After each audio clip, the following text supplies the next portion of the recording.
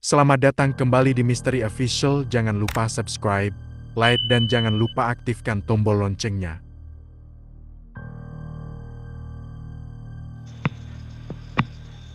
Wanita cantik berkebaya lusuh. Di desa Gondosul yang masih berkabut, Sugi yang masih termenung duduk di bawah sebuah pohon, sambil memegang 3 batu. Apakah ini batu mustika, pikirnya? Dalam hati, ia ingin mencoba 2 batu lainnya, yaitu hijau dan merah, yang belum ia tahu buat apa ini. Apakah harus kugigit seperti batu hitam itu? Gumanya dalam hati. Tapi ia merasa takut, kemarin aja ia bertemu makhluk menyeramkan, sekarang bertemu apa lagi batinya. Di balik lamunannya, ia berpikir seraya melihat kanan kiri, depan dan belakang. Pemandangan pagi di hari Minggu yang sejuk, di depannya ada jurang kecil, tidak terlalu dalam, di belakangnya tanah miring perbukitan. Ia ingin melihat kekuatan dari batu lainnya. Bismillah, ucapnya seraya memegang batu berwarna hijau, lalu ia memberanikan diri menggigit batu itu. Tiba-tiba suasana berubah, daerah tempat tinggalnya berubah, banyak sekali aktivitas dan orang-orang di sini, gumanya. Ia berada di tengah sebuah jalan penuh dengan orang pedesaan yang sedang berlalu lalang. Ia pun berjalan sambil mengamati di sekitarnya. Orang-orang yang bertemu dan berpapasan dengannya senyum seraya menundukkan kepalanya, tanda menghormati. Lalu Sugi melihat makhluk lain tidak seperti manusia. Ada makhluk seperti hewan setengah manusia, ada yang bersayap. Ini alam gaib, gumanya waktu itu. Sugi sama sekali tidak takut, semua makhluk itu seperti kenal dengannya, seperti menyambut dan hormat kepadanya. Lalu ia terus menyusuri jalan sampailah ia di sebuah pasar ala zaman kerajaan. Sangat ramai seperti pasar tradisional pada umumnya. Ada jual beli di situ, semua yang di pasar menyapanya, tapi tidak dengan kata-kata, hanya sedikit menundukkan badannya seperti rukuk seraya satu tangannya memegang dada, dan tangan lainnya ditaruh di belakang. Seperti inikah alam gaib, pikirnya? Tidak siang tidak pula malam, sedikit seperti menjelang maghrib, pikirnya waktu itu. Tidak ada matahari, tidak ada bulan. Cuacanya sejuk, tidak terlalu dingin dan terasa lembab, seperti berada di sebuah rawa-rawa yang rimbun, atau seperti di bibir sebuah gua, gumanya dalam hati. Setelah ia melewati pasar, dilihatnya jalan yang agak besar, terbuat dari paving blok, tapi ukurannya agak besar, dan tekstur agak kasar. Di ujung jalan ada gerbang yang dijaga oleh 2 prajurit ala kerajaan dan memegang tombak, yang menyilang. Perawakannya sangat gagah, tinggi besar, kalau mau dibandingkan mungkin hampir setinggi pohon kelapa. Apakah di balik gerbang itu sebuah kerajaan, batin Sugi? Sugi pun menghampiri prajurit tersebut dan bertanya, ada apa di balik gerbang itu, om, tanya Sugi. 2 prajurit itu tidak menjawab, hanya berlutut menghormati Sugi. Kenapa tidak ada yang menjawab, batin Sugi? Sugi mendekati gerbang tersebut, dan apa ada gerbang yang begitu tinggi dan besar itu tidak bergeming sedikit pun ia dorong. Berat, besar, dan tinggi, sangat kokoh dengan ukiran khas. Mungkin kalau di dunia nyata tingginya seperti Sutet, atau lebih. Dengan rasa kecewa, Sugi tidak bisa melanjutkan perjalanannya karena terhadang gerbang tadi.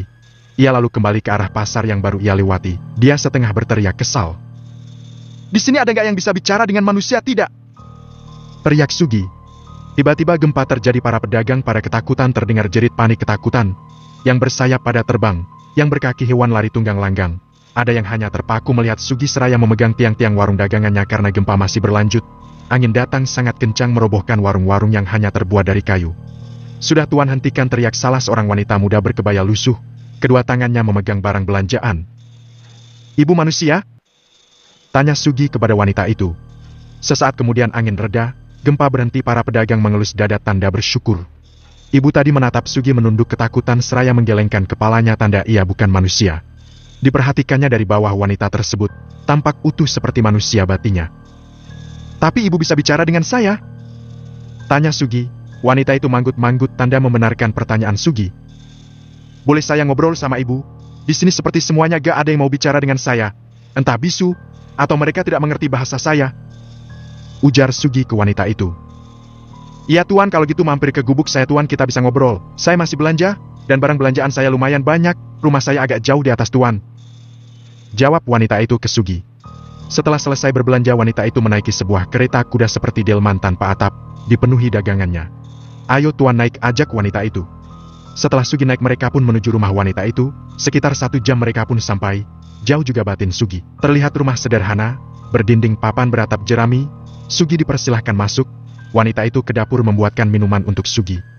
Sugi duduk di ruang tamu di kursi kayu seraya memperhatikan ruangan itu. Tidak ada apa-apa di rumah ini, hanya meja dan kursi, tidak ada foto, hiasan atau apapun. Hanya meja lemari yang berisi gelas dan piring bermotif relief. Suami ibu mana? Tanya Sugi dari ruang tamu. Wanita itu muncul membawa segelas air putih hangat dan pisang rebus. Gak ada tuan, saya sendiri. Anak ibu? Tanya Sugi lagi. Wanita itu pun menggelengkan kepala. Gak punya tuan, jawab wanita itu. Oh iya Bu, saya mau tanya, ini alam gaib ya, tanya Sugi. Wanita itu menganggukkan kepalanya. Kenapa di pasar tidak ada yang mau berbicara dengan saya, Bu? Tanya Sugi, sambil meniup-niup pisang rebus di tangannya. Mereka gak bisa Tuan, maksudnya gak mampu berbicara dengan Tuan, ujar wanita tersebut. Sugi mengerutkan keningnya. Kok bisa gitu, Bu? Tanya Sugi lagi. Kalau saya jelaskan bisa lama Tuan, yakin Tuan mau mendengarkan? Tuan sudah lama meninggalkan alam Tuan, takutnya nanti Tuan dikhawatirkan hilang dan dicari-cari, jawab wanita itu.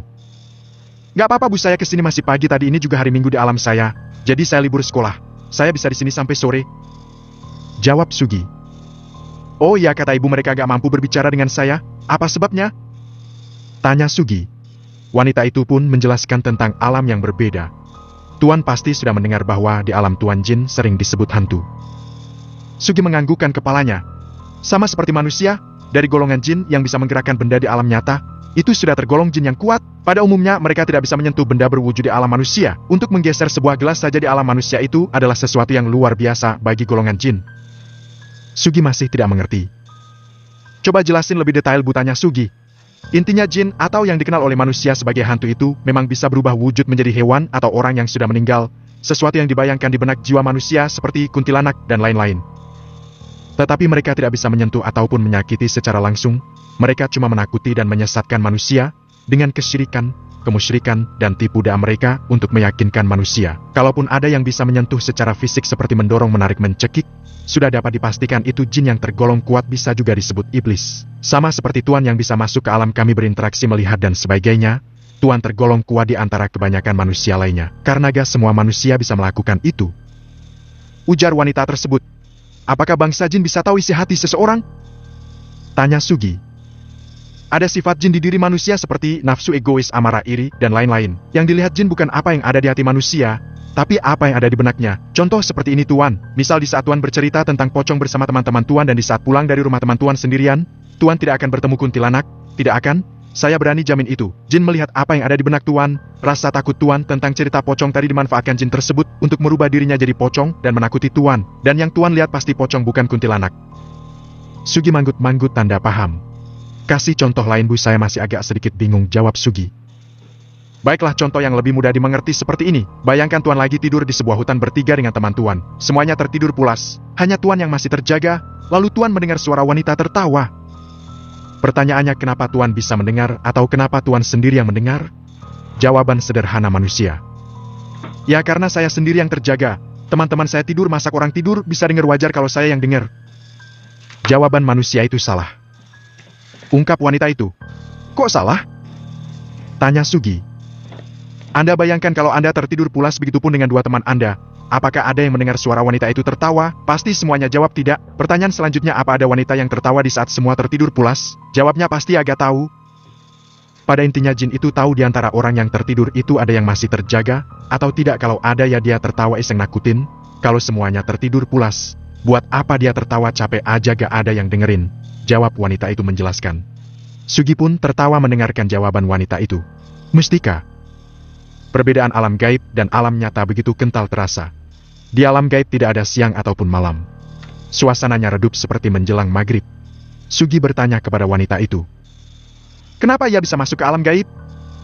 Wanita itu menjelaskan bahwa mustika yang Sugi bawa itulah penyebabnya. Lalu Sugi pun bertanya, sebenarnya mustika apakah ini? Dulunya itu adalah 3 buah cincin. Pemiliknya adalah pangeran kecil dari kerajaan Pengging, jawab wanita itu. Pangeran itu bernama Joko Jaka, ayahnya adalah Prabu Damarmaya. Pangeran Jaka dari kecil sangat nakal, sampai-sampai rakyat pun memanggilnya Jaka Badung, pangeran nakal yang lama-kelamaan menjadi Joko Bandung. Bukan hanya manusia saja yang dijahili oleh kenakalannya, bahkan bangsa jin pun ia jahili. Di saat pangeran itu sudah remaja, ia mendengar nama sebuah hutan gaib yang katanya sangat angker. Pangeran Jaka senang dan sangat tertantang untuk menjahili jin di hutan tersebut. Pangeran Jaka yang penasaran malah senang mendengar itu. Ia pun memasuki hutan tersebut dan membuat onar. Sampai jin penguasa hutan tersebut murka. Tapi pangeran yang jahil tersebut tidak gentar, bahkan menantang seluruh jin di hutan tersebut sendirian. Tak disangka pangeran tersebut pun memenangkan pertempuran itu seorang diri. Tidak ada yang tahu tentang kejadian tersebut, karena memang pertempuran itu terjadi di alam gaib hutan tersebut. Hutan tersebut bernama Bondowoso, dan sekarang nama pangeran tersebut di dunia nyata sering disebut dengan nama Bandung Bondowoso. Sugi yang mendengar cerita wanita itu sangat senang. Terus gimana, Bu? Tanya Sugi. Gimana apanya, Tuan? Kan tadi nanya tentang mustika itu. Jawab wanita itu. Anu, saya baru mendengar cerita itu. Di dunia saya Bandung Bondowoso itu yang mengutuk Roro Jonggrang, apa begitu ceritanya, Bu? Tanya Sugi. Oh itu, banyak cerita di dunia Tuan yang salah. Mungkin kejadiannya terlalu lama. Dari mulut ke mulut sampai sekarang jadi melenceng itu hal yang wajar. Jawab ibu itu. Masalah Candi Sewu dan Candi Prambanan itu gak ada hubungannya dengan jin. Itu dibuat manusia. Di era Majapahit, sebagai upaya penyebaran ajaran agama Hindu oleh kerajaan Majapahit di tanah kekuasaan yang dilindungi kerajaan Majapahit. Kalau perseteruan antara Bandung Bondowoso dan Putri Roro Jonggrang itu memang benar. Tapi tentang syarat pembuatan candi itu hanya cerita yang ditambah-tambahkan manusia zaman dulu, guna mendidik anak-anaknya agar tidak nakal, atau sebagai peringatan saja. Jadi setelah Raden Joko menguasai hutan Bondowoso, dan seluruh jin di Bondowoso takluk olehnya, ada kerajaan jin yang marah besar mendengar ada wilayah kekuasaannya dikuasai manusia. Raja jin tersebut bernama Raja Baka, Boko, yaitu jin raksasa. Ia mempunyai putri cantik bernama sebutan Roro Jonggrang, gadis langsing, seorang putri yang suka menari. Raja Baka yang marah mendengar bahwa putra mahkota Pengginglah yang sudah menaklukkan wilayah Bondowoso. Kemudian Raja Baka pun murka dan menyerang kerajaan Pengging dengan bala tentara jin raksaanya. Di saat penyerangan itu, Pangeran Jaka tidak ada di kerajaan itu. Kerajaan Pengging luluh, lantak hancur diserang Raja Baka. Bahkan Prabu Damarmaya pun tewas. Ada jin yang melapor ke Raden Jaka pun murka, dan balas menyerang Raja Baka. Pertempuran antara pasukan jin milik Bandung Bondowoso, Raden Jaka, dan Raja Baka pun tak terhindari yang pada akhirnya dimenangi oleh Bandung Bondowoso. Dan seluruh jin bala tentara Raja Baka pun takluk di bawah kekuasaan Raden Jaka. Lalu ia memerintah di kedua kerajaan, yaitu Kerajaan Pengging di dunia nyata dan Kerajaan Jin Raksasa di alam gaib. Putri Roro Jonggrang yang tidak terima ayahnya Raja Baka tewas dan dikalahkan oleh Raden Jaka pun menjebak Raden Jaka. Ia memerintahkan jin untuk membuat sumur yang sangat dalam yang digunakan untuk membunuh Raden Jaka. Tidak ada yang menang, keduanya pun tewas. Raden Jaka terkubur di dalam sumur, dan Jonggrang pun dikutuk oleh Raden Jaka sebelum ajalnya menjemput. Ia meraung dan mengutuk Jonggrang, menjadikan seluruh alam gaib berguncang, dan Jonggrang pun menjadi batu, ujar wanita itu. Sugi pun senang sekali mendengar semua cerita itu seperti dongeng, pikirnya. Bu, bisa ceritain yang lain gak? Tanya Sugi.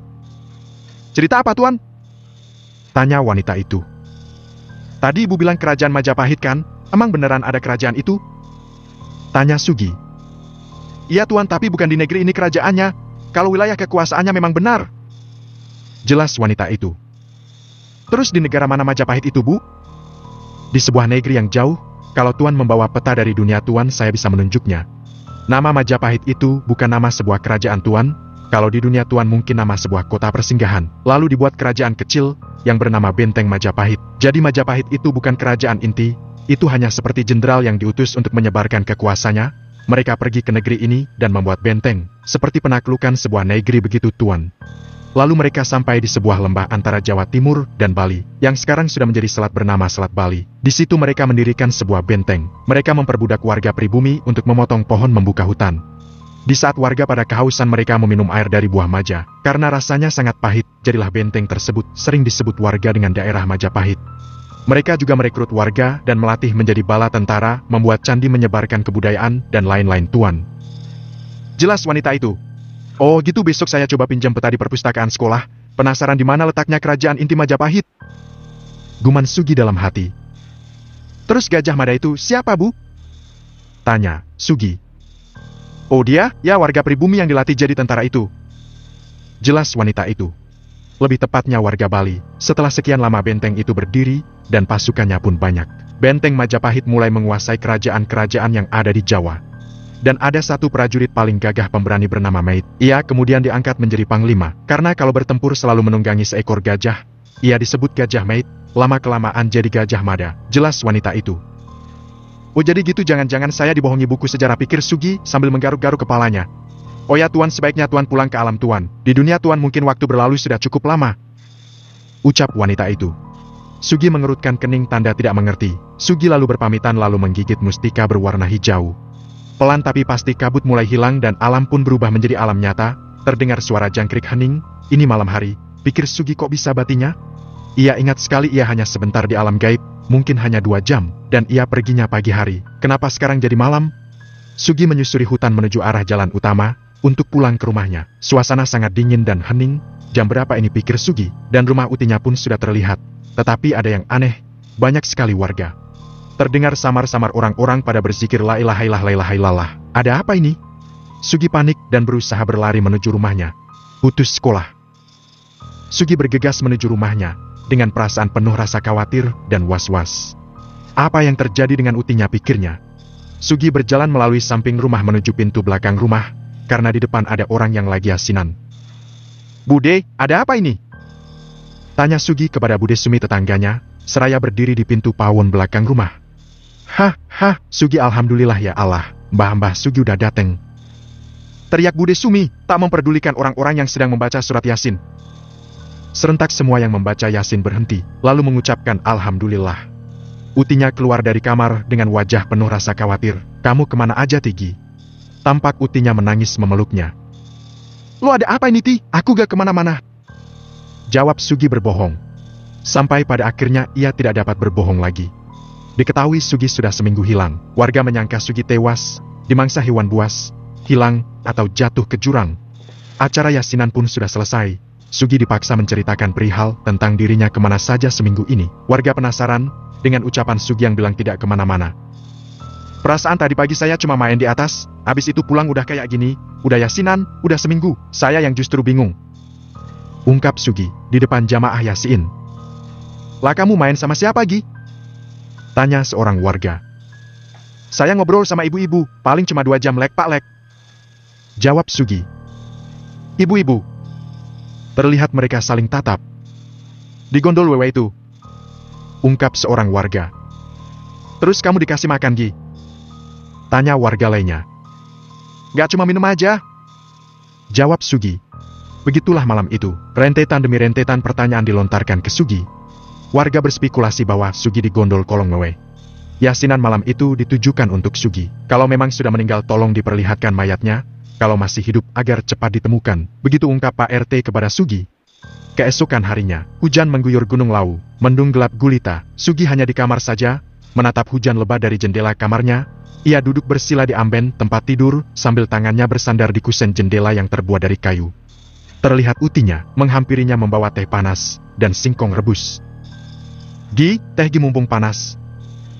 Ujar utinya sambil meletakkan teh dan singkong rebus di amben beralaskan tikar tanpa kasur. Gi, Uti mau ngomong sama kamu, soal sekolah kamu. Ucap utinya. Anu Gi, sebenarnya mamakmu gak pernah sama sekali ngirim uang buat kamu. Ujar utinya. Sugi mendengarkan. Udah 4 tahun, katanya mau kerja di kota, Uti juga gak tahu, gimana keadaannya, beneran kerja apa gaknya. Ucap utinya bercerita. Soal sekolah kamu Gi, Uti gak mampu biayain, kamu kalau gak usah ngelanjut gimana Gi? Tanya utinya. Kamu tahu sendiri Gi, kebun Uti cuma buat makan sehari-hari, itu aja kurang, Uti juga udah tua gak bisa mijit lagi. Ujar utinya. Iya Ti gak apa-apa, aku gak usah lanjut gak apa-apa kok Ti, aku bantuin Uti di kebun aja, nanti aku bantuin Uti cari uang. Besok aku gak berangkat sekolah Ti, buat apa juga, gak bisa diambil ijazah aku Ti, ucap Sugi. Utinya hanya diam. Uti kasihan banget sama kamu Gi, kamu ingat baik-baik Gi kalau udah besar nanti, hargain keluargamu. Jangan sampai nanti keturunanmu ngalamin apa yang sekarang kamu alami. Ujar utinya memberikan nasihat. Iya Ti, jawab Sugi. Utinya lalu berlalu meninggalkan kamarnya. Batu hitam dan hijau saya udah tahu fungsinya. Batin Sugi. Hitam buat berpindah tempat teleportasi, sedangkan hijau pergi ke alam gaib. Tapi yang hijau bahaya, perbedaan waktunya sangat jauh. Batin Sugi. Terus yang merah buat apa ya? Apa saya coba sekarang? Ageh, gak mungkin bikin geger warga aja. Udah 2 kali saya bikin geger. Takutnya batu merah ini bikin geger lagi. Nanti ajalah kapan-kapan aja. Sekarang kalau mau pakai yang hitam dulu. Gak ada pengaruh sama waktu, pikirnya. Apa berfungsinya kalau digigit saja ya? Pikir Sugi, masih banyak misteri dari batu ini, yang belum saya tahu betul. Saya harus cari tahu betul, fungsi dan kegunaannya dari tiap-tiap batu ini. Pikir Sugi, tanpa bertanya pada siapapun karena ini termasuk mustika yang harus ia jaga kerahasiaannya. Satu-satunya yang bisa dia ajak bicara adalah wanita di alam gaib itu. Tapi perbedaan waktu yang sangat jauh, yang tidak memungkinkan Sugi untuk melakukannya saat ini, ditambah kondisi utinya yang sakit. Semenjak hilangnya Sugi seminggu, mungkin utinya trauma, atau gimana, masih lemas tidak percaya.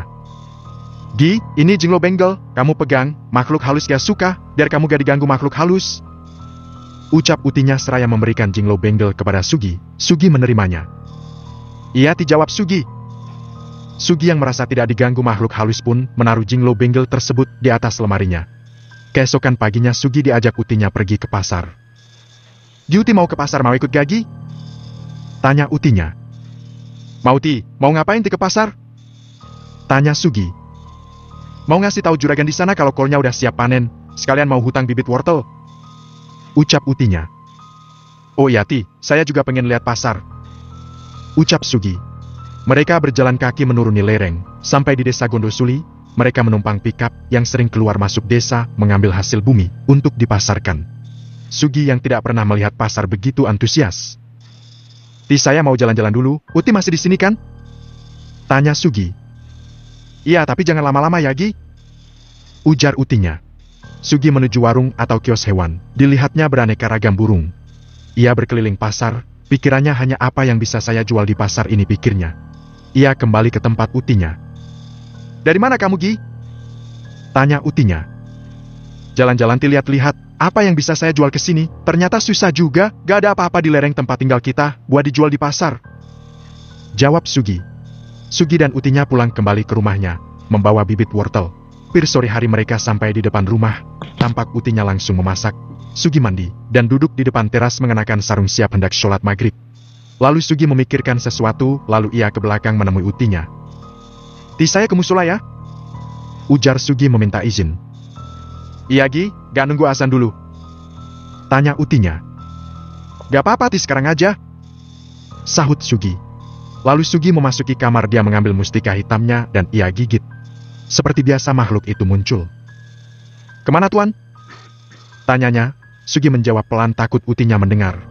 Masjid, jawab Sugi. Lalu, dengan kecepatan seperti kilat Sugi dihempaskan. Di bawah sebuah pohon di belakang masjid besar di lereng gunung, ia memutari masjid tersebut ke arah depan. Tampak papan masjid itu tertulis. Sekian dulu cerita dari saya, kita lanjutkan kembali di part selanjutnya. Jangan lupa terus dukung Misteri Official. Like dan subscribe, terima kasih, salam.